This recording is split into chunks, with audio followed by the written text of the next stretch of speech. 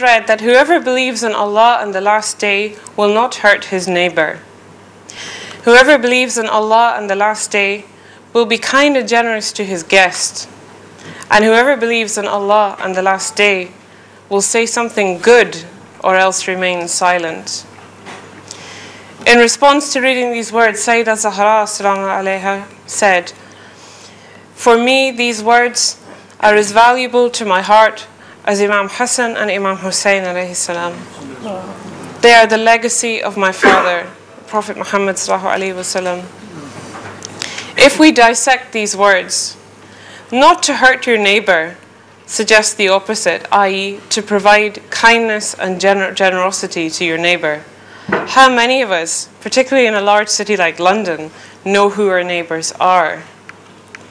To be kind to your guests does not only mean to provide comfort and hospitality, food and water to your guests, but particularly in a gathering like this, we do not know who our guest sitting next to us might be.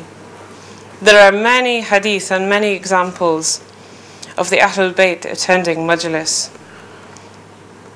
particularly at the mention and the dhikr of Imam Hussein alayhi salam in Karbala.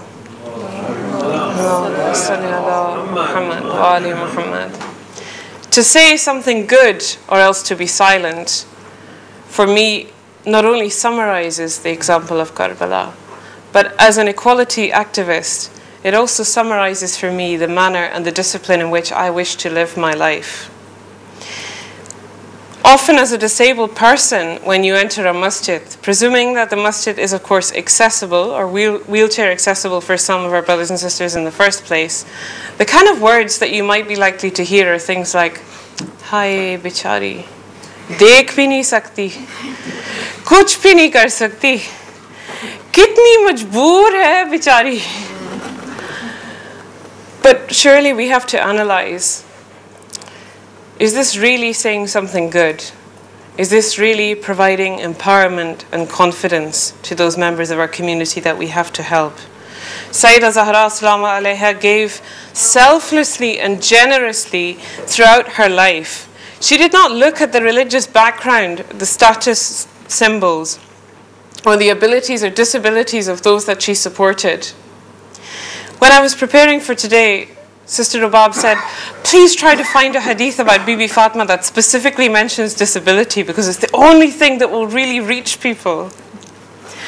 And there's a beautiful hadith of a woman who visited Syeda Zahra Assalamu Alaiha.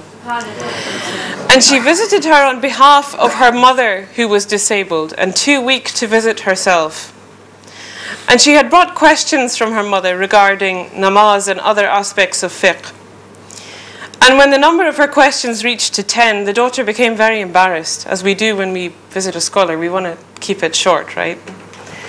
She said, "O daughter of the Prophet, I will not inconvenience you any more than this." Syeda Zahra said, "No, ask me what you do not know. Have you ever seen a man who is asked to carry a heavy item to the roof for a wage, but who would still get tired of doing the task?" She said, "No."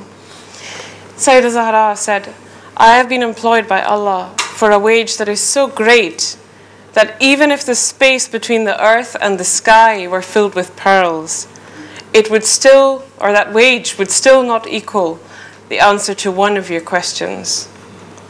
So I will never tire of asking questions."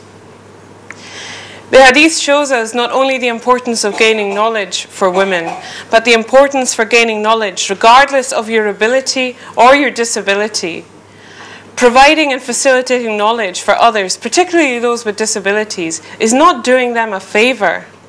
It's simply fulfilling your obligations as a Muslim brother or sister to those in your community. Often as an activist, I get very, very tired of trying to motivate people to do this work. Sometimes they don't do it because it's about time. It's about money. Money is required to make masjids accessible and translate books into Braille. Other times it is about ego. Other times it's about the distractions of the world that take us away from our obligations that we should be fulfilling to the ummah around us.